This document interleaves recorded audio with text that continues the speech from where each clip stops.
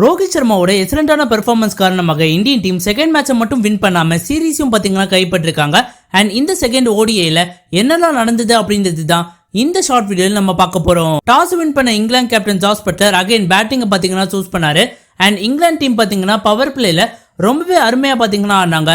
But middle ஓவர்ஸ்ல பாத்தீங்கன்னா again crumble ஆனாங்க. But இந்த தடவை பாத்தீங்கன்னா ஜோ ரூட் ரொம்பவே அருமையா ஆனாரு.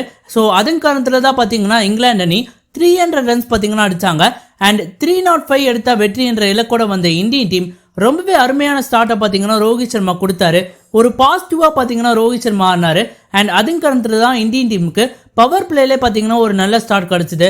அண்ட் சுப்மன் கில்லும் பாத்தீங்கன்னா ரொம்பவே அருமையா அசிஸ்ட் பண்ணாரு ரோஹித் சர்மாவை. அண்ட் ரோஹித் சர்மா நீண்ட நாளுக்கு பிறகு பாத்தீங்கன்னா ஒரு செஞ்சுரி அடிச்சாரு. அண்ட் அது இந்தியன் ஃபேன்ஸ் அனைவருக்குமே ஒரு மகிழ்ச்சியான விஷயமா இருக்கும் அப்படின்னு எந்த விதமான மாற்று கருத்துமே இல்லை. அண்ட் இந்த ஓடியை இந்தியன் டீம் கம்ஃபர்டபுளா பாத்தீங்கன்னா வின் பண்ணாங்க.